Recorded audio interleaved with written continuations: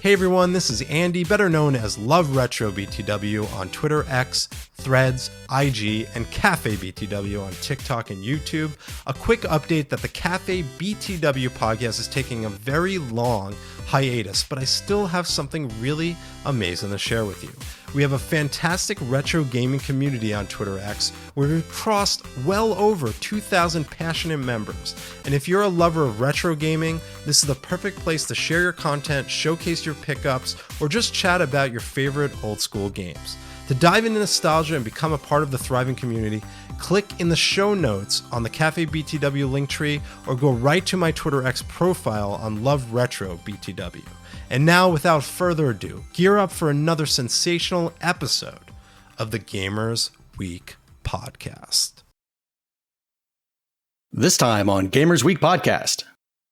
You know, probably what this means is we talked a little bit last week about some Final Fantasy remakes, and this probably means that Square Enix might start to lean more heavily on those. Yeah. Bring out Dirge Cerberus again. Come on. Remake Dirge of Cerberus, you cowards.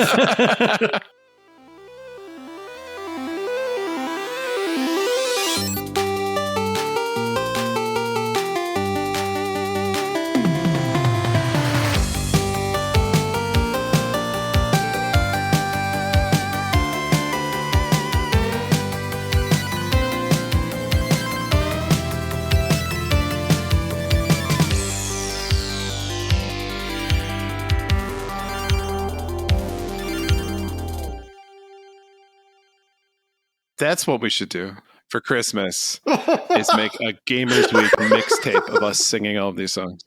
I thought Donnie was going to do some Peter Griffin thing for Christmas. I forgot about that. Holy shit. You just file the receipts away and always remember them. Good Lord. Excuse me, in episode 12. It's such a burden, trust me. Why do you think I drink so much? To keep the voices. Just try to kill those brain cells. just take a few off the top. All right, I'll do 5 songs.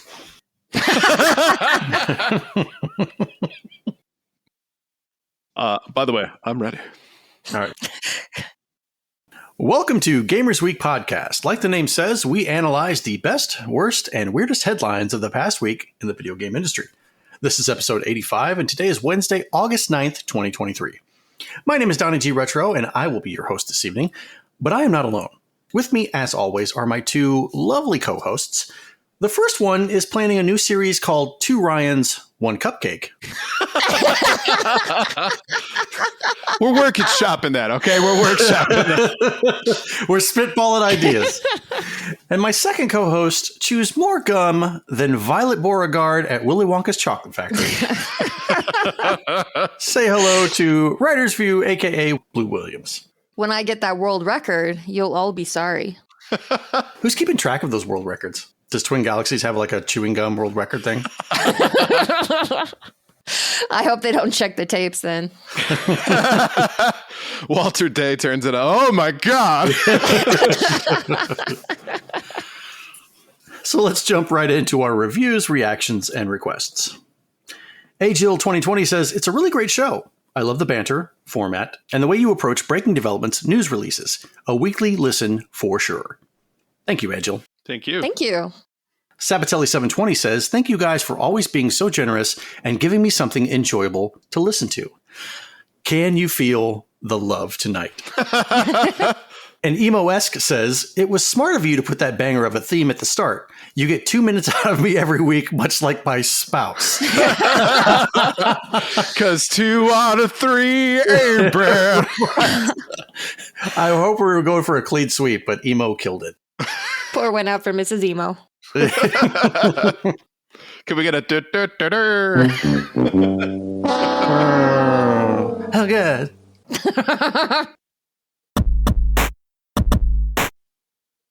And now, it's time for the...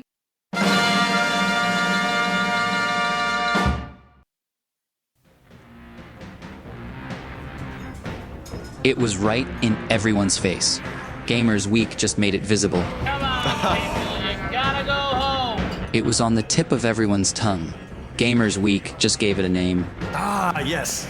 I know what this is. Yes. Every week, Blue gave the rules that Gamers Week decided. Gentlemen, welcome to Very Important Poll Club. The first rule of Very Important Poll Club is you do not talk about Very Important Poll Club. The second rule of Very Important Poll Club is you do not talk about Very Important Poll Club. Third rule of Very Important Poll Club. Someone quote tweets, answers on Discord, or complains that their answer isn't in the poll. Their vote still counts. Fourth rule, only 4 choices to a poll. Fifth rule, 1 poll at a time, fellas. Sixth rule, no white knights, no edgelords. No, it's Seventh rule, polls will go on as long as they have to. Well, not really. They go on for 24 hours. And the 8th and final rule, if this is your first night at Very Important Poll Club, you have to vote. Yeah, baby. Rules were meant to be broken, though. Like the very first part of it, I was just like, okay, like I'm not sure what this is. And then like I heard a certain word, I was like, boom, Fight Club. The tip of your tongue. Yeah, that's what put me right in it. I'm actually pretty proud of that because I couldn't find a right AI voice to do Edward Norton. Mm-hmm. So I actually cloned his voice. Wow. How? There's a thing online that says, would you like to clone a voice? Upload a couple of samples. So I was like, okay.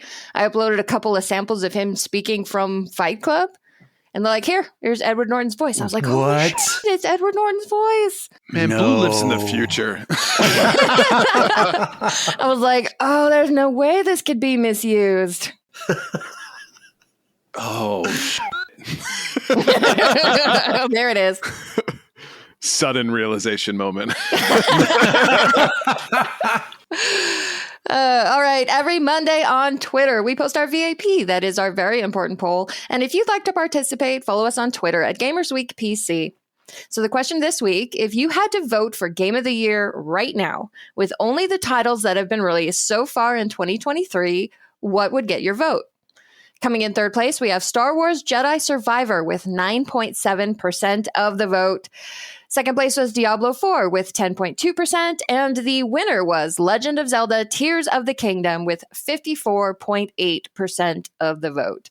Now, we also had 25.2% of people vote other, so let's look at some of the comments from the poll. Hadouken and Andy said, Final Fantasy 16 and Street Fighter 6 are equal first for me at the moment, with Theater Rhythm and Diablo as runners-up. At number 83 said, Baldur's Gate 3, it's Elden Ring tier level. At Tetsuhawk said, Hi-Fi Rush, the most original thing released this year, endless action. At Sonic the Werepog said, I'm going to say Pikmin 4. Tears of the Kingdom had so much hype behind it, but it ultimately wasn't my thing.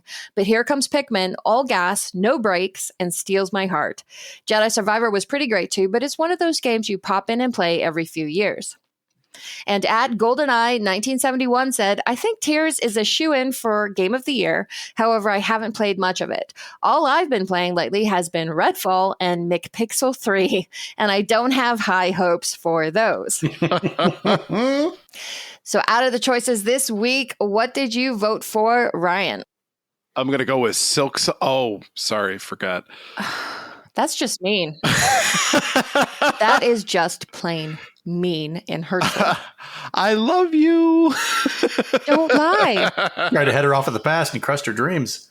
I did. That's fine. I'm going to go sit in the corner and cry. So I think I'm going to go with the consensus here, Tears of the Kingdom. That seems to be the most anticipated game, probably when I log into to my Switch. At any given time, there is somebody playing this game. And even though I've heard a lot of interesting criticism about the game itself, it seems to have had such a huge impact on a lot of people, and people really, really enjoy it. From what I've been told, the story elements are very emotional. The gameplay is super fun and customizable as well. So I haven't played a lot of new stuff this year that I would consider to be a candidate for Game of the Year, but from everything that I'm hearing about Tears of the Kingdom, my guess is that one. So that's my prediction. But it's not prediction. What would get your vote? You haven't played Tears of the Kingdom unless I'm mistaken. Right, but my guess is that A, Tears of the Kingdom is going to be nominated, and B, it would probably get my vote because I probably haven't played the other four that would, or the other three that would get nominated at the same time. So. Have you played a single new game this year? No, probably not. Okay. No, I played Advance Wars. That's not even a new game. A remake or remaster? It's a remake. Remake's totally. Yeah, it's remaster, remake, somewhere there. Okay. Yeah. So no new games then. No. Okay. What about you, Donnie? You've played some new games this year. I have played a few, a handful. As much as I want to go with Tears of the Kingdom, I don't know. I just have this feeling that it's not going to win Game of the Year simply because it took Breath of the Wild and kind of built off of that. So it built off of an existing game. And when that happens, I don't know if it can really qualify as Game of the Year. I don't know, just kind of the way I feel about that. I've played Street Fighter 6. I played Diablo 4. Both of them don't really feel like a Game of the Year type thing. Again, Street Fighter 6, there's nothing great and new about it. Diablo 4, nothing great and overly new about it. The one game that I'm looking forward to, however, is a game that hasn't even come out yet. It's Marvel's Spider-Man 2. And in this one, you get to see Venom. And everybody loves Venom. Anybody who's a comic book geek who doesn't love Venom, there's something very wrong with you. Jedi Survivor might even kind of get in there too, but I think Marvel Spider-Man might be a good lock for Game of the Year. You know, that's interesting because your criteria of saying that they're just building off existing games. I mean, you do kind of have a point because these are all sequels or entries in a series. Star Wars, Jedi Survivor, Diablo 4, Tears of the Kingdom. But then you go ahead and list another sequel. Spider-Man 2. Isn't that building off an existing game? Well, I don't know. So Tears of the Kingdom, you're using this. My argument's going to be invalid with this because they're all going to say Call of Duty. Yes, Call of Duty. No, because Call of Duty. Tears of the Kingdom is built on all of the existing stuff from Breath of the Wild. Now, one can say that, well, Spider-Man 2 is built on all of the existing things from the original Spider-Man because you have the same. It's set in a real life place, right? Whereas Tears of the Kingdom is set in Hyrule, fictional place, etc. They could have changed. Whatever. I'm losing my argument here. No, this is fascinating. No, it's not because I'm getting backed into a corner, and all of a sudden the bangs. Donnie should write a book on how to lose an argument and back yourself into a corner. How to lose an argument against yourself. Now that takes skill. How to try and convince yourself that you're right, but you're wrong at the same time. Available at all major bookstores. And on Amazon. Blue, what about you? What's your choice for Game of the Year? I voted Tears of the Kingdom. Obviously, I think I'm like 160 hours so far in that game. Still haven't finished it up because I moved on to Final Fantasy 16. So I need to go back and wrap it up. But I actually don't want it to win Game of the Year, even though I thought it was an amazing game and I loved it because my pride comes first. And I did predict Starfield would win Game of the Year just this year. So that's what I need to win. So if you all could put Tears of the Kingdom a little further down in your voting hierarchy, do me a solid there. I'd appreciate it. Can Starfield be postponed again until 2025? Please. And now let's take a look at our patron shoutouts. Well, we couldn't do what we do without the help of our gorgeous patrons. Here are the generous folks supporting Gamers Week on Patreon. We have a new patron to announce. A big thank you and welcome to Doongie Forever. Woo! They will be joining Ducks in Disguise, Don't Make Me Pull Over This Car, Games with Coffee, Hybrid Divide, Meadow 1606, You Fall Before Me, Davey PGH, the Red Ox PDX family, including Shanna and Luke, Shalaziel, Zach Huge Thanks, Number One Blue Sick Voice Fan, Sassy Sony, Evo Lust, Princess Kitty Mew Mew, Ryberize, Secret Best Friend, Mega Retro Man, Gamatroid, Michael LeKite, Emo S, Bill Tucker, The Real Retro Game Brews, Fruitcake's Number One Stan, Ducks with Thick Thighs, Este Dione Malip, The Greek god Testicles. The other Greek god Testicles. They're a pair. Wizard Zardoz, Bobson Dugnut, Retroblast Pat, Great Saiyaman 81, BNC Zilla Guy, Geek With That, Johnny Boombots, Crunchy Kong, Sheriff's Next, Frank Grande, Love Retro BTW, Steven Sand, Ramboski, and Terry Kinnear. If you like what you hear today, and we really hope that you do, please consider joining us on Patreon. Your support helps cover the cost of producing the show, as well as other cool stuff we'll be doing like prizes and giveaways. You'll also gain access to our weekly patron-only bonus cast called Gamers Week Uncut. Patrons with benefits. Visit patreon.com/gamersweek or follow the link in the show notes to learn more. Is there an STD on my lip? Everybody? Can you help me find this STD on my lip? You really want to have the N sound 2 weeks in a row? No. No. And now it's that time in the show where we take a look at our headlines. Our headline segment is proudly sponsored by the Retro Game Club podcast. It's a fantastic family-friendly retro gaming podcast. In each episode, Rob and Hugh pick 2 games to play and discuss, as well as news, interviews, and other topics. Right now, they want to know what's the first thing you remember burning to a CDR. Ooh. Send your answers to email at retrogameclub.net or follow the link in the show notes. That is going into the deep cuts of the brain. Even I can't remember that far back. No. You know, aside from downloading all the songs from Napster and LimeWire and all that stuff, I had the bright idea to take my existing CD collection and like copy it to a CDR and then sell the original disc and the case and just keep the CDR. I could make a little bit of money back on the money that I've spent for the CDs. Why are you chuckling? I was just thinking, because Donnie's been buying stuff and then flipping it for longer than any of us know. Since the 90s. Every day I'm hustling. All right, first up tonight from Engadget. The next Call of Duty game is Modern Warfare 3. Activision has confirmed long-standing rumors that this year's entry is Call of Duty Modern Warfare 3 from Sledgehammer Games. The publisher also revealed that the latest game in the rebooted series will hit PC and consoles on November 10th. There aren't many other confirmed details yet beyond a teaser video. However, Activision recently implied that, for the first time, players will be able to carry over items like operators, weapons, and bundles from one year's Call of Duty game, in this case Modern Warfare 2, to the next. That was a pretty strong indication that the next entry would be Modern Warfare 3 and not, say, a return to World War II setting. At one point, it seemed like there wouldn't be an entirely new Call of Duty game this year. Reports in early 2022 suggested that Activision would slow things down a bit and instead deliver a significant expansion for Modern Warfare 2, while continuing to update Warzone and working on the next mainline game.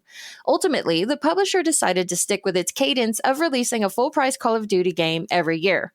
In February, Bloomberg reported that Modern Warfare 3 was set to include maps and modes from last year's game, while still feeling like a standalone full-price title.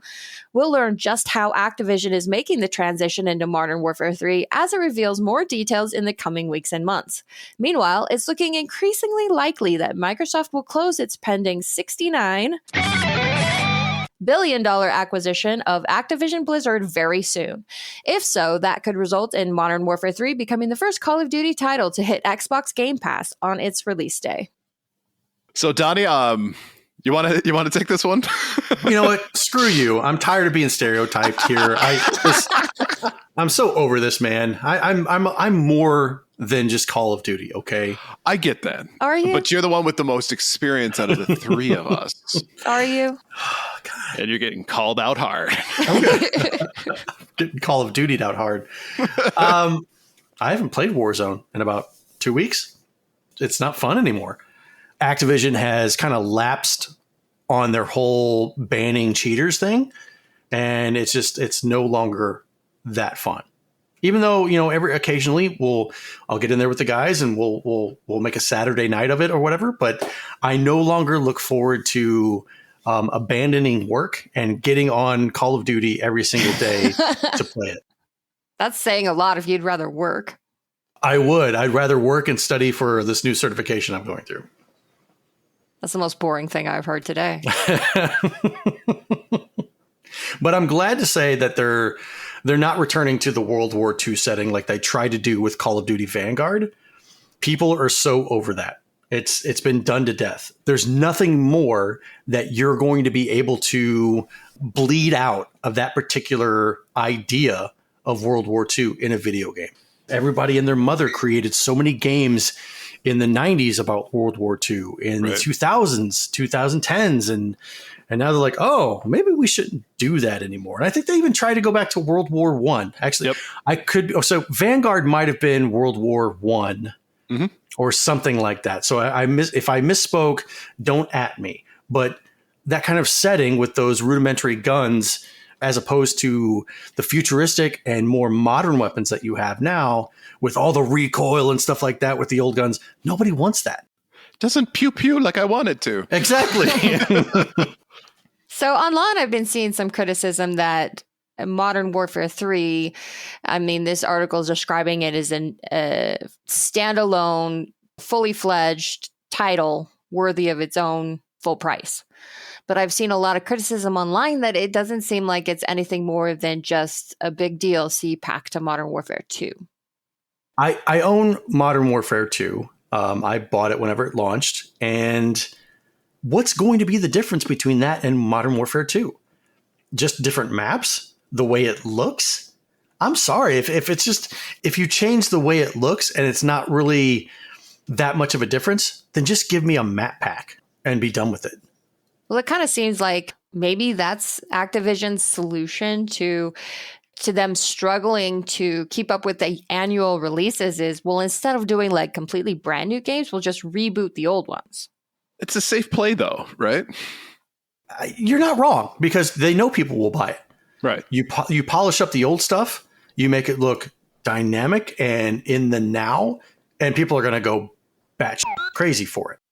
The only thing is, like, if you do that to a game like Final Fantasy VII, for example, you can really make some drastic changes, but still capture the essence of Final Fantasy. In Call of Duty, is there a big change between the old stuff and the new stuff from like a gameplay perspective that would make this like a whole new fun experience in the old world? Or is this just like kind of what you already said, like a map upgrade, more or less? Just drop a few maps that are there, add a few extra weapons that were in the previous renditions that are no longer in this one. All I'm saying is I don't think Call of Duty necessarily is the type of IP that you're going to get a whole lot of extra ooh or oomph out of. No, you're not. Yeah. Is there a significant change? And the answer is there's not. There might be something with like, oh, the way a kill streak is performed or the way it looks. Like when you're calling in a drone strike versus on Modern Warfare 2 versus Modern Warfare 3 might be a little bit more embellished or have a little bit more of a wow factor. But is that going to be significant enough to warrant that $69 price tag? And my answer 100% is no, it's not. It never will. Anything else you'd like to try and trip me up on with my words, Blue? No. The defense rests.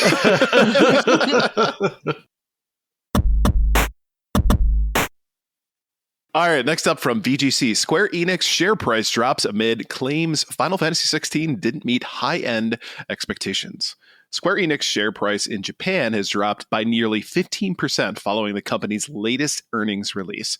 Publisher reported its Q2 2023 earnings on Friday, during which it stated that the revenue had increased around 14% year over year, but profits had dropped about 65%. When the Tokyo Stock Exchange closed on Friday, Square Enix share price sat at 6,366 yen. When it opened earlier today, however, the price had dropped to 5,566 yen and stayed around that figure throughout the day, dropping to 5,457 yen at one point. The lowest the company's share price has been since May of 2022, and according to Bloomberg, its worst intraday drop in 3 years. Bloomberg also claims that one of the reasons for Square Enix underwhelming financials is a launch of Final Fantasy XVI. The publication cites 3 separate sources who attended Square Enix post-earnings call, all of whom claim President Takashi Kiryu said that the game's initial sales, in Bloomberg's words, did not meet the high end of the company's expectations. Kiru also reported that the slow adoption of the PS5 was also a limiting factor in Final Fantasy XVI sales, and that the end of the hardware shortages should open up opportunities to boost software sales. PS5 exclusive Final Fantasy XVI shipped and digitally sold 3 million copies within a week of its release in June. According to the publisher Square Enix, the figure means Final Fantasy XVI's release sales were roughly in line with those of Final Fantasy Remake's launch, which managed around 3.5 million copies in 10 days. Albeit on PS4, which had a larger installed base. The last numbered installment, Final Fantasy XV, remains the series' fastest-selling entry with 5 million units shipped and sold digitally in its first 24 hours alone. This was across multiple platforms, however. So it seems like the exclusivity gamble hasn't paid off for Final Fantasy as of late. It's true, but one of the things that I find interesting about this is maybe this is an indication as well that people are getting a little tired of this too. I mean, we talked about Call of Duty being kind of a tired franchise. Is Final Fantasy a tired franchise at this point? Well, that was actually the first thing I thought is they're blaming the slow adoption of PS5, but as of April this year, there were 38.4 million PS5s. So that's enough to sell plenty copies of Final Fantasy XVI if people were interested in the game, which kind of leads one to believe that, yeah, maybe Final Fantasy just doesn't have the luster that it used to. I mean, I talked a little bit about that last week, my impressions of playing Final Fantasy XVI after 30 hours or so, and the TLDR in it is, it's okay, but it's not great. And it's really shallow compared to the kind of games that Square Enix used to put out. And the thing about 15 is that it was so anticipated because it took forever to come out. Right. So people were really, really looking forward to it, and everybody wanted to get their hands on it. 16, prior to the last year, maybe year and a half, I don't recall seeing much about it. The only thing that I saw, the only trailer that I saw for Final Fantasy 16 didn't even look like a Final Fantasy game. Now, what would happen if they decided to take Final Fantasy and make it available for other platforms? Would it have been more successful? My gut feeling is no.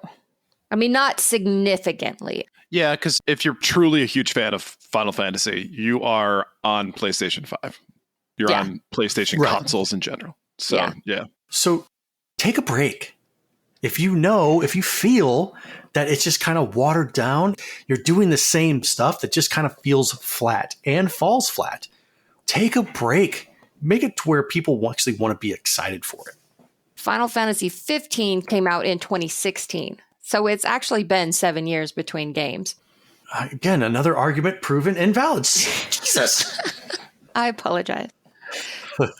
But I think a large part of the problem is without Final Fantasy. If Square Enix were to admit that Final Fantasy is just not what it used to be and let's shelve it for a while and go on to something else, they don't have much else.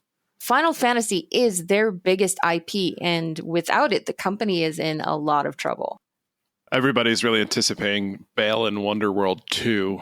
Right. I mean, they could go the route of like Kingdom Hearts and make just like a bunch of crappy half sequels to that and rhythm games. Hey. You're just being hurtful today. Unnecessary. You know what I'm talking about. Come on. Unnecessary. But you're not disagreeing with me. I'm just saying unnecessary. Probably what this means is we talked a little bit last week about some Final Fantasy remakes, and this probably means that Square Enix might start to lean more heavily on those. Yeah. Bring out Dirge Cerberus again. Come on. Remake Dirge Cerberus, you cowards. Can you imagine if they dropped that at like a PlayStation event and you're like, wait, what? I might buy it just because. Right. It's the memest game out there. Next up from The Verge, Gizmodo editor-in-chief sues Apple over Tetris movie. Gizmodo editor-in-chief Daniel Ackerman has sued Apple and other parties over the 2023 Apple TV Plus film Tetris, alleging it rips off his 2016 book, The Tetris Effect. Ackerman claims Apple, Tetris rights holder The Tetris Company, the Tetris film's producers, and screenwriter Noah Pink copied the exact same feel, tone, approach, and scenes from The Tetris Effect, particularly its framing of the game's release as a Cold War spy thriller. Ackerman's lawsuit outlines a years-long correspondence with the Tetris Company as he wrote The Tetris Effect. He claims that the Tetris Company was aware of his work and threatened him with legal action for trying to pursue film and TV adaptations of his own book, only to draw heavily from his framing of the Tetris story. The film liberally borrowed numerous specific sections and events of the book, claims Ackerman. Apple and the Tetris Company did not immediately respond to requests for comment from The Verge. But Ackerman's case may be difficult given the fact that Tetris and the Tetris Effect both draw on real historical facts, which are not generally protected by copyright law. As a result, the suit relies heavily on arguing that Tetris copies the feel of the Tetris Effect. He also argues that some potential inventions of the film, like a guide who turns out to be a secret KGB agent, are based on speculations in his narrative. Authors have sued studios for developing semi-historical films based on their works. Warner Brothers and New Line Cinema settled a lawsuit over horror film The Conjuring in 2017, for instance. But that involved paranormal events whose historical accuracy is, to put it mildly, highly disputed, putting it closer to the territory of potentially copyrightable fiction. Ackerman says that he reached out after the Tetris trailer's release and unsuccessfully requested Apple and the other defendants address legal issues before the film's release. His suit alleges copyright infringement and unfair competition, among other offenses. Jeez, The Verge, where was the spoiler warning on that one? You just gave away like the biggest plot twist of the entire movie. Right, for everyone who didn't see it staring them in the face.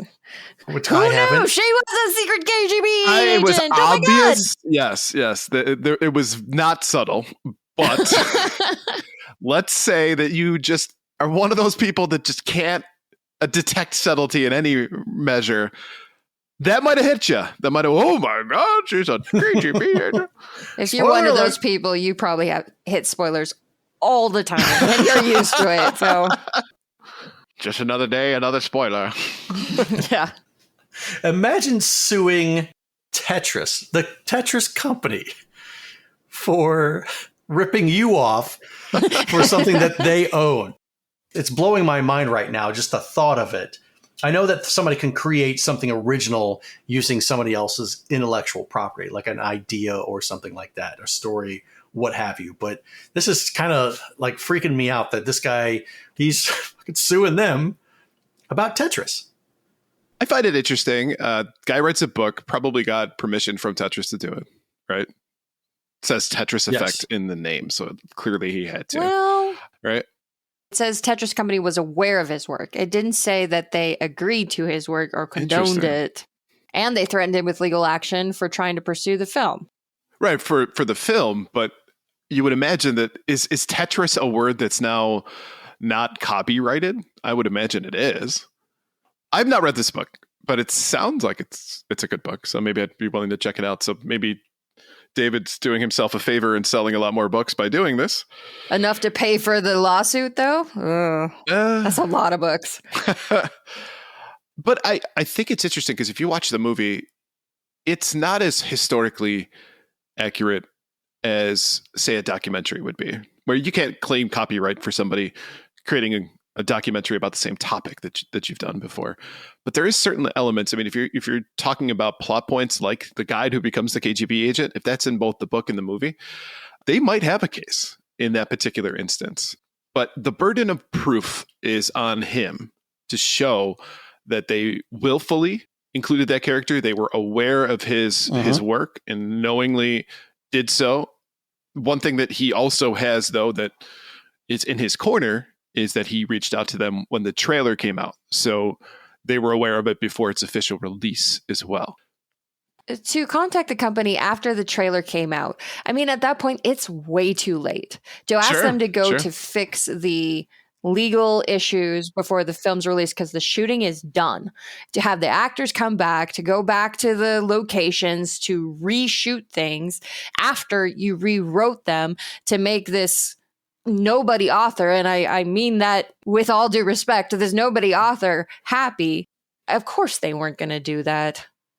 But the problem is you run into it is if Ackerman could show that he was unaware of it before the trailer came out, then he has a case. But that's difficult to prove. How can as you well. really prove that, though? Right. So that's going to be the interesting part. Oh, I had no idea. I don't know. The other piece to this, though, that also might play in his favor is that they limited his ability to make a movie out of it himself. So they're going to say, well, then you caused him undue harm because you limited his ability to take his own story and basically sell that off to a studio. Well, it wasn't his story, though. Well, it was their story. It was historically, you're right, all the historical pieces, but all the embellishments.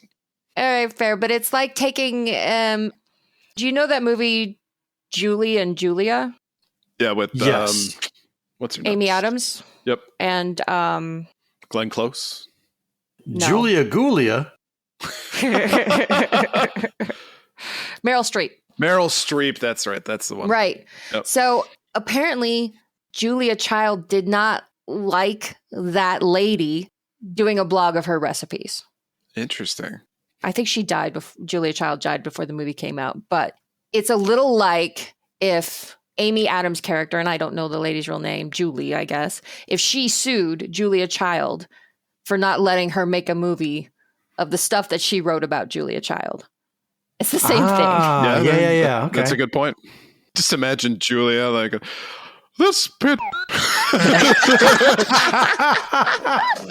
Oh, that's perfect. Now, if you notice the basting element that I'm using to bang her in the head, it's a slight whipping motion.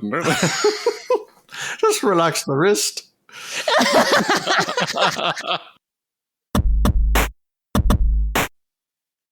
And now let's take a look at our top 3 new releases for the week.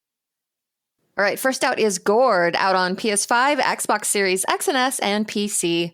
Gourd is a single-player adventure strategy. To survive, you must build, but to prevail, you must conquer the darkness beyond the gates. In this dark fantasy world, you must complete quests while managing a populace whose personal stories and well-being decide the fate of your tribe. Please the gods with your prayers, and they may give you access to their spellcasting abilities. Incantations vary in nature. Some are offensive, while others are defensive, but they all help to tip the battlefield in your favor. Conceal areas from your enemies, gain control over threatening beasts, or turn an unholy rage against all who dare to oppose you. Next up is Stray Gods, the role-playing musical, out on PS5, Xbox Series X and S, PS4, Xbox One, Switch, and PC. Gods, romance, murder, musical numbers? Play as Grace in a world where Greek gods live in hiding among us. Change your fate as you draw friends, foes, and lovers into song, using your powers of musical persuasion to unravel the mystery of the last muse's death. Written by David Geider, Stray Gods is an urban fantasy tale of finding your place, taking charge of your fate, and discovering answers. Your choices will change the endings as well as the path you take to get there. And finally, Atlas Fallen, out on PS5, Xbox Series X and S, and PC. Rise from the dust and glide the sands of a timeless land filled with ancient dangers, mysteries, and fragments of the past. Hunt legendary monsters with powerful sand-infused weapons and abilities in spectacular superpowered combat. Unleash your power to create deadly shape-shifting weapons. Target and gather the essence of your enemies to shape your own custom playstyle, forging a new era for humanity in a fully cooperative or solo story campaign. So based on these games for this week, what are you in for, Donnie? So immediately out on Gourd. It's a strategy game. I'm not into those types of games. Atlas Fallen looks like a mashup of Devil May Cry and God of War in a desert setting, and it looks like every other God of War game. The whole mashing the buttons and doing the combos to the thing that you're killing is which leads me to Stray Gods, a role-playing musical. Initially, you would have lost me at the term musical. I am not a musical person. You sing all the time. You're not wrong. I do find myself singing, but I don't feel like these songs are representative of the moment of my life that's going on. It's not like a La La Land where I'm sitting there walking down the street and hearing a piano play and have to stop in, and then all of a sudden there's this musical number. Watching the trailer for it, I don't know exactly how the gameplay will pan out, but I think it might be worth at least trying, because there's a little bit of a choose your own adventure type aspect of it, where you can pick your responses and certain things happen. And I do kind of like those.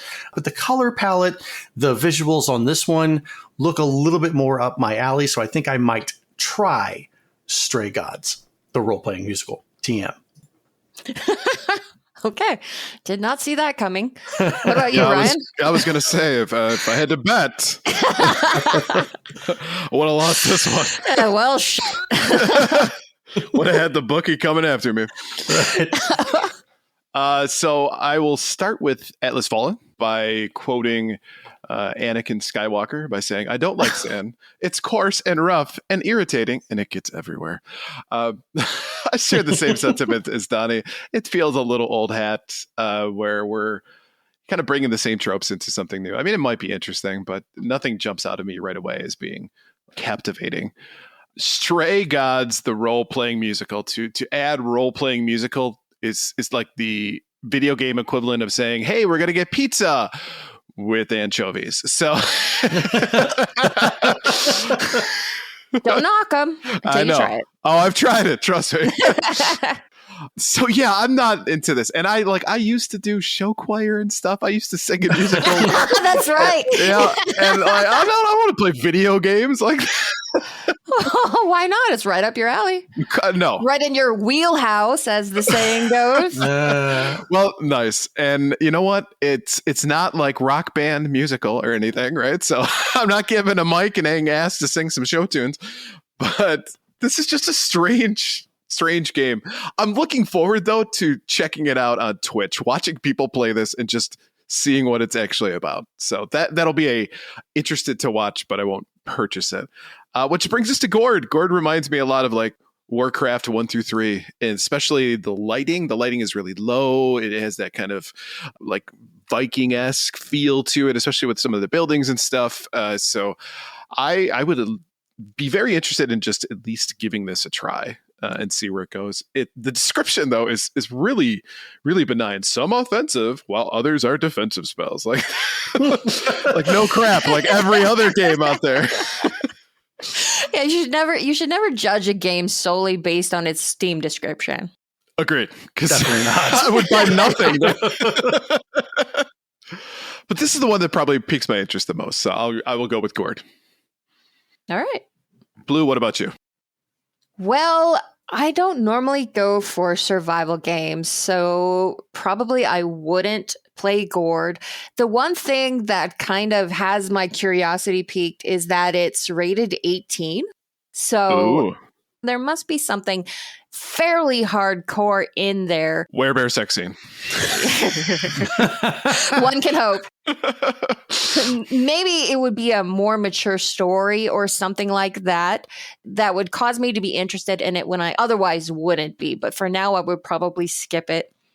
Stray Gods, the role-playing musical. I love that title, and I don't want to play the game. But I love that title. Atlas Fallen looks like Monster Hunter in the desert. Right.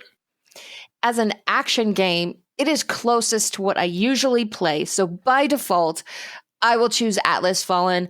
But I will agree with you guys in that it kind of looks like a lot of other action games. It doesn't really look that special or unique. But as far as these three choices this week, it wins by default.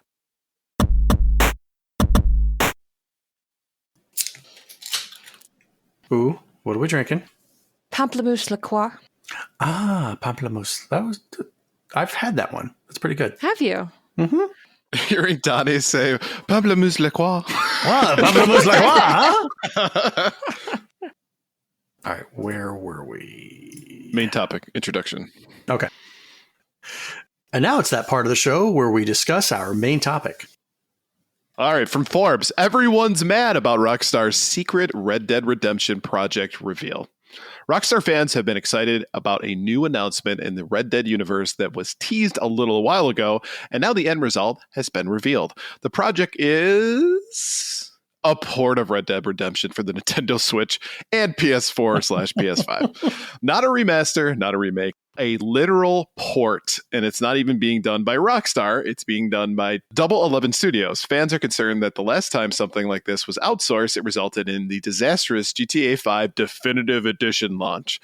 The port also cost $50. Very high for a 13-year-old game that is apparently not getting any significant updates at all with the release. Just the ability to run on these platforms, and while not doing any upgrades may make more sense with Switch and PS4, the game does have a dedicated PS5 version. Obviously, the console would be capable of dramatic improvements to the original game if those were actually developed. The port, out October 13th, changes nothing about the game. Although it does have Undead Nightmare, there are no 4K or 60 frames per second modes, not even on PS5. PS4 and Switch versions will also not have multiplayer support. Weirdly, it seems like the best way to play Red Dead Redemption on modern hardware is through Xbox One, Series X and S backwards compatibility. One of the reasons? Well, you don't have to rebuy it for $50 for starters. After today's Take-Two earnings call, IGN asked CEO Strauss Zelnick why they priced the newly announced port the way they did, especially given the backwards compatibility situation for Xbox. That's just what we believe is the commercially accurate price for it, Zelnick responded.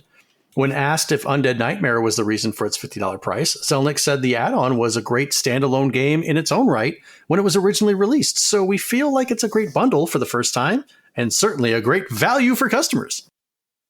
Reportedly, an actual full remaster of Red Dead Redemption was killed because of the 2021 GTA Definitive Edition disaster. But Rockstar appears to be trying to have things both ways, releasing the game for newer hardware while putting far less work into doing so, while charging close to as much as the original game cost in the first place. The reveals have seen their YouTube trailer debuts underwater with likes/dislikes. Everyone was hoping for something far more significant from the franchise besides a port. The ultimate future of Red Dead as a series remains unclear, as Rockstar is about to go heads down into full GTA 6 mode. While Red Dead Redemption 2 was made during GTA 5's dominance, it remains to be seen if they'll do that again with the same franchisee, and it feels unlikely that they will. But as ever, Rockstar is sharing almost nothing about their plans until they're close to actually manifesting. Can I just say the phrase commercially accurate is corporate speak for we Right? know you fuckers are going to pay this much. Exactly. That's the most non-answer answer ever. So I have a vision, right? They put this game out, nobody buys it. They cut costs, lay off staff, saying, well, we had to because of this commercial failure and yada, yada, yada. Oh, where do I collect my bonus check? Yeah, I'll get my golden parachute on the way out. Pretty much. Right. This just sounds like if you say moved from one company to another and they were going and then you were expected to present on something at the last minute, you totally forgot about it. So you go back to your old laptop, email it to you yourself, and then you go, hey, look at this. I made this. I'm such a genius kind of feel. This is so mailed in for me that I can't believe that they would have the audacity to be able to tease this, by the way, prior to it releasing, and then be like, hey, it's the same game. The fact that they're literally saying it's a port, there's nothing's changing. You're not going to get multiplayer support. You're not going to get the high resolution that you want. It's just going to be a port. Right. If you were going to do this, you would ideally you would just be like announce it as a day one release, right? Like all of a sudden it's just, okay, now it's available, go buy it.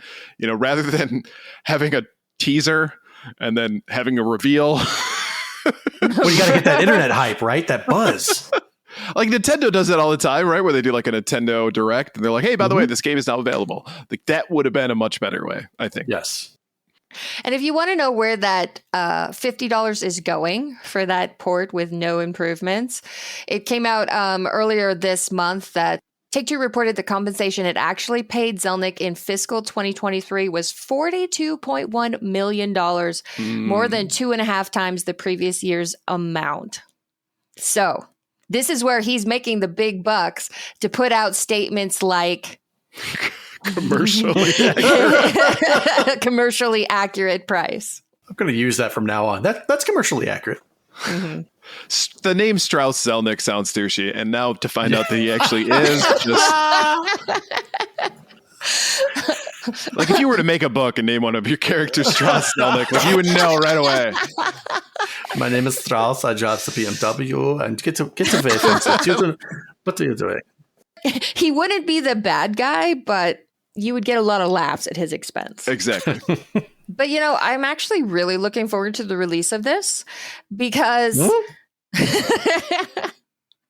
the GTA Definitive Edition, it was so bad that it was good for weeks and weeks worth of memes online. So you're in it for the memes. Yeah, she's not in it to play this thing. I don't care about Red Dead. I'm in it for the memes. That's what we should really start judging things on more of now is like, what is their meme return on investment? The meme ROI is quite high in this. We're expecting a meme ROI of 2.4. So what was Golem's? Oh, man. 10. Yeah, that's when we're getting the quarterly financials. That was what we should actually be reporting on. God bless the internet. Mm-hmm. And just to clarify, the reason that this didn't get made into a remake is because they made a mistake with the definitive version and then just copied their homework and did it again for this one. And they're expecting people to pay $50 for this. This is, isn't that old saying, like doing the same thing over and over again, expecting different results is the definition of insanity? Yeah. Mm-hmm. Rockstar, you used to be so good. Yeah. So did CD Projekt Red. So did Square Enix. So did Ubisoft. I think there's a pattern here, but I could be wrong. They're going to hope that the wool is pulled over people's eyes that they don't remember that Grand Theft Auto launch. And they're like, oh, look, Red Dead Redemption. Okay, like I can actually play. You mean I don't have to hook up my old console to play? Okay, I'll $50. That's not too bad. Like, wow, this is just the same. I could have just exerted a little bit of physical effort and grabbed the old game and put it up, hooked up a couple of wires and whatever. See, and I've been trying to find, because remember a couple weeks ago when we talked about the study that was done that said 80% of video games released in the last 40 years are commercially unavailable? Right. Yes. And the article that we discussed talked about ports aren't necessarily always feasible because they cost so much. And I was trying to find that article so I could find out what they said was the cost of a port. And I can't find that one, but I found a different one that said... But I'm glad you keep receipts like this because I don't remember the stuff that we discussed on previous episodes. It says the short answer is that it costs in the mid to upper 5 figures for a straightforward project, single platform, or to the low 7 figures for a multi-platform AAA. So they're charging $50 for this. Right. So I was trying to be like, if there's any merit to this price, maybe it's because of the cost of the port. But I think if they can afford to pay Strauss $42 million, they can probably afford a upper 5 figures port.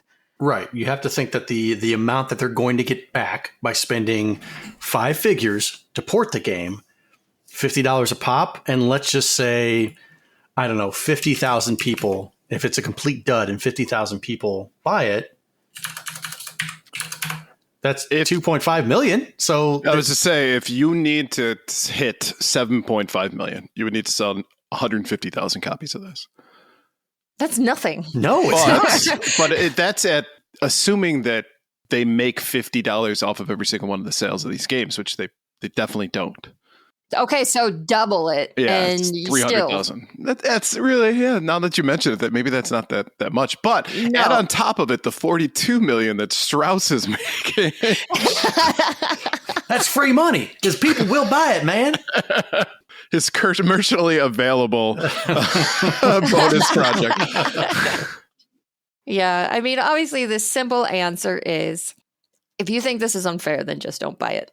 Of course. No, I think, in fact, this is something as gamers, we can kind of have some solidarity by saying, don't buy this because it's clearly a company that's just mailing it in. Right. And I guess on the one hand, you could kind of give them some credit for thinking that their old IPs are not dead, like they are worth something, but apparently they're not worth enough effort to do properly. Is their mentality or their thought process with this, well, they might not have their old Xbox 360s to really play this game, so ease of access, drop us $50 and play it right here. But it's backwards compatible with the Series X and S, so all you would have to do is buy a used copy, technically, right? Right. Which, let's look up used copies on Price Running. Okay, it's a little on the pricey side. A complete copy is $7.50. Oh, I can't. Too much. A new sealed copy is $33, so even less. Oh, I'm going to be a big spender here. Get the brand new one. And if you just want it to sit on your shelf, a graded copy is $110. Okay, so it is a fully backwards compatible game. Yep. Mm-hmm. All right. Yeah, that's the nail in the coffin.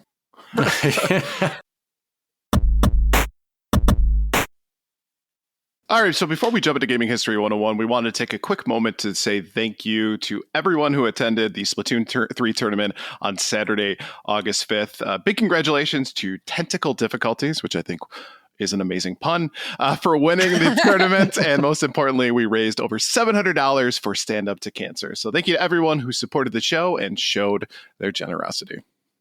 You know, I don't think you guys actually said the name correctly, Tentacle Difficulties, once that whole stream. Oh, it's like a tongue twister because you know that there's another word that you want to say, and it's like trying to find its way out. You know what that word is? I'm not going to say. It's a redacted or Yoshi sound moment. Redacted. They're always trying to find their way out. But what's coming up next for Stand Up to Cancer? That's right. On August 26th, Davey and Ducks from the Finer Things are going to be hosting a Mario Kart 8 tournament. Blue is actually defending her crown on this one. So I wish you nothing but the worst of luck. And that is consistent with everything you said to me today. Hurtful. I like to be predictable.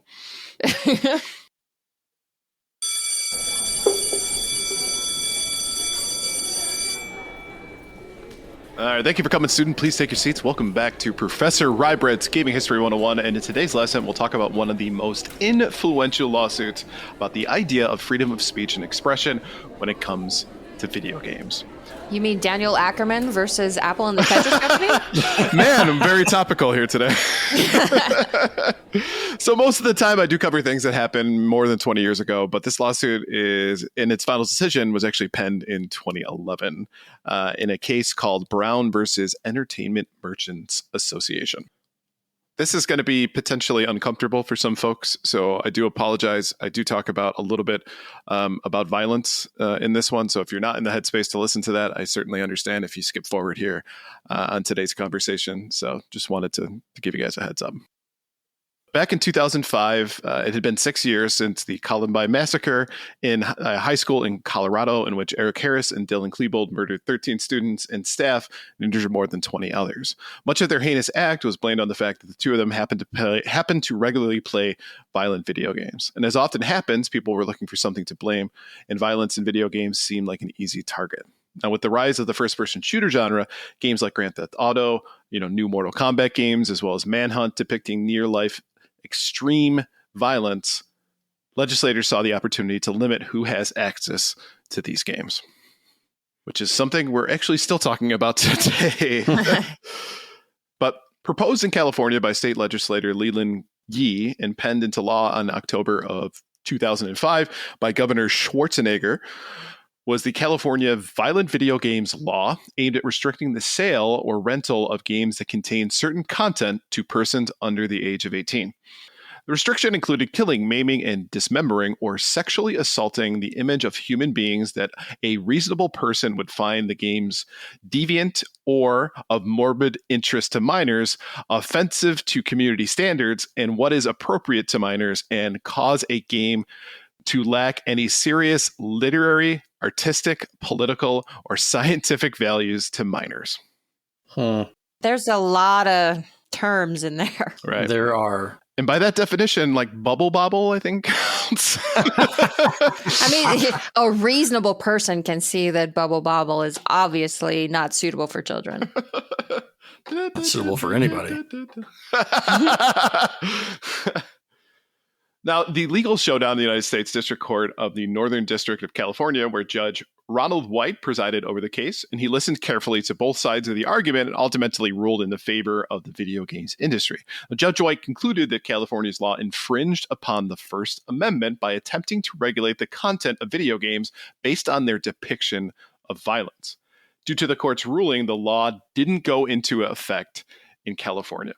Now, unsatisfied with the district's ruling, the state of California took the case to United States Court of Appeals for the Ninth Circuit.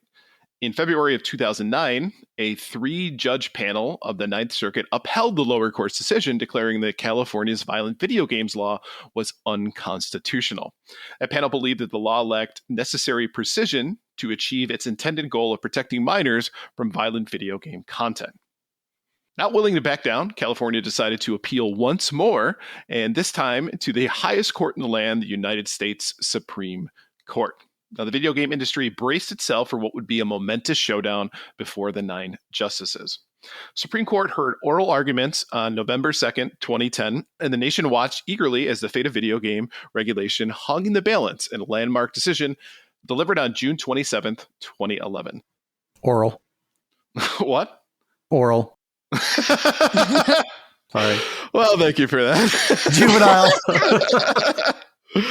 So the court ruled in 7-2 favor for the video game industry, with the conservative Justice Clarence Thomas and liberal Justice Stephen Breyer dissenting. I always thought that was interesting with this one because it didn't go down party lines, because both dissenting justices were from a different party, and they had actually different arguments for why they dissented. But penning the majority opinion, Justice Anton Scalia asserted that video games deserve the same constitutional protection as other forms of media.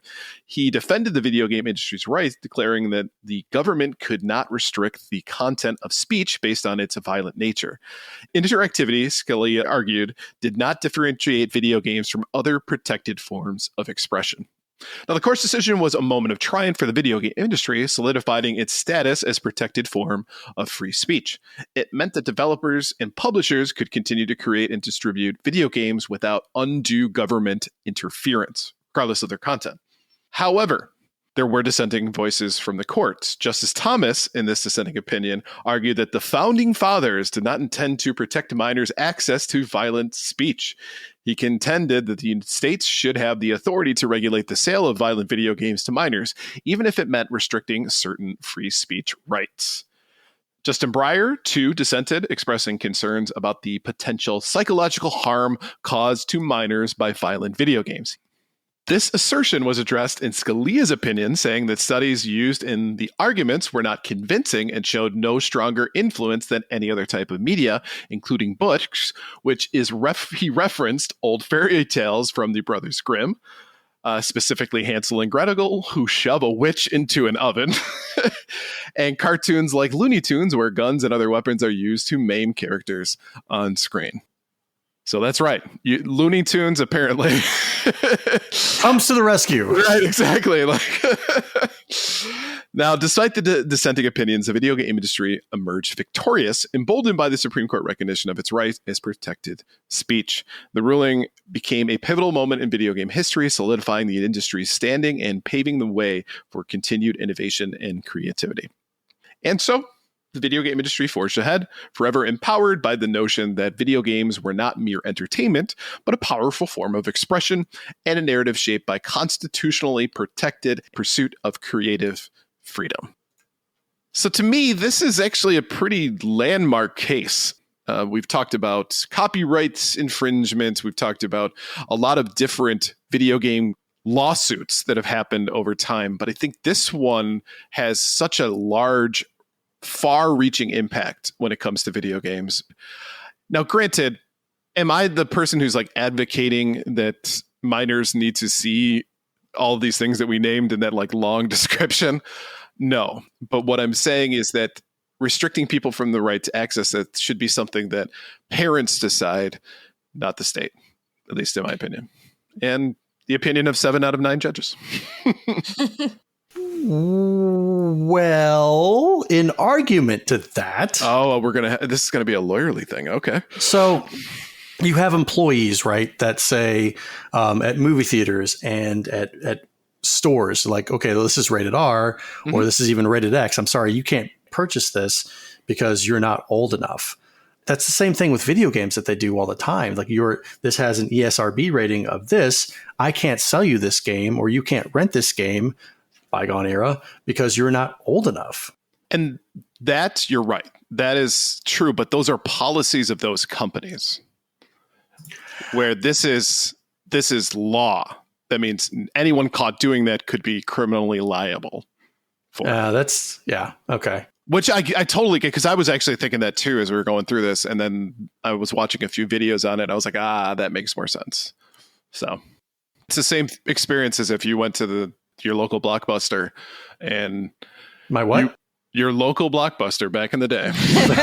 Sorry, I didn't say back in the day. I thought that was inferred. And you walking in with your kids and you wanting to buy the movie Aliens and then being like, oh, well, you have 2 kids. Sorry, can't do it. Yeah, I mean, sort of. The question is, did you want video games to become a controlled substance on par with like alcohol and cigarettes? Right. Nobody wants that. But at the same time, I see kids in our local liquor store all the time. So to that point, or at least to that end, is the kids are still going to find it. They're still going to consume it. But if that's true, then do we really need legislation on it? I think the point is that when government starts trying to force morality on the populace, that's a problem. Right. John Spartan, you have been fined 1 credit for a violation of the morality code. They'll never make me use the 3 seashells. I don't care. Never go in there. I will invest in a bidet, though. All right, yes. So thank you for attending today's Gaming History 101. Just a reminder, if you have ideas for a story you'd like to hear, send us a message at gamersweekpodcast@gmail.com, and we might feature your suggestion. All right, thanks, Professor.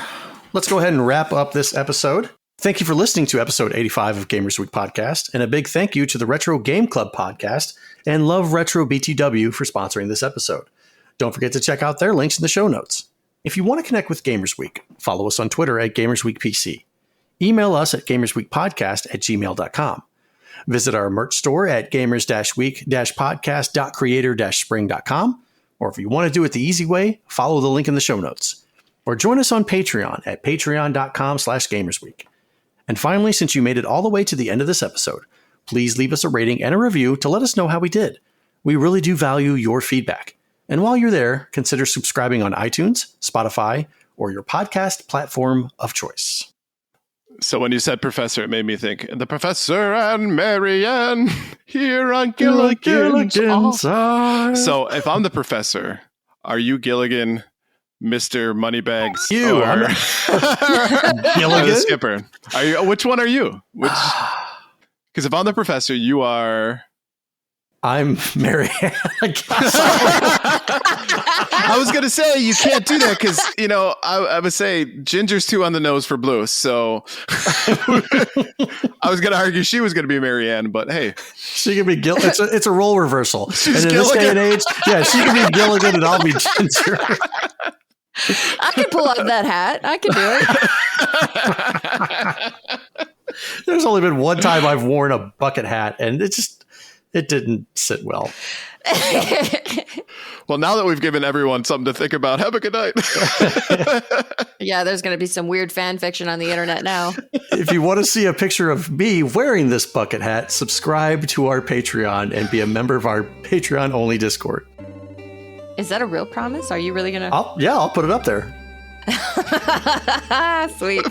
For the one person who joins to see it. Well, we got 20 new patrons this month. Man, they all canceled. All right, good night, everyone. Good night. Good night.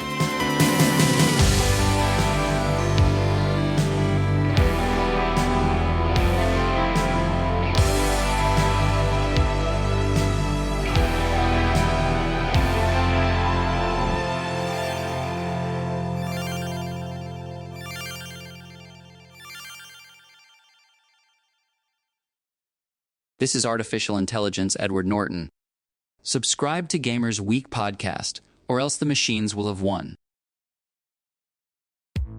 Welcome to Gamers Week Uncut. Welcome to Gamers Week Uncut. Welcome to Gamers Week Uncut, patrons with benefits. This is the unscripted, patron-only bonus cast with less editing and more dirty jokes. We don't know where the conversation will go, but we're sure it will be weird. This fish just went right on my nipple, and I'm just like, I Google Street Fighter 6. The first search result that comes up is people think they can see Ryu's in the Street Fighter 6 reveal. Listen up here, kids. You're not going to want to get one of those VD-STDs things, right? Make it fall off. When you go, grab a pro. You'll be doing it for America. that was perfect. If you want to hear weekly episodes of our patron-only bonus cast, join us at patreon.com/gamersweek.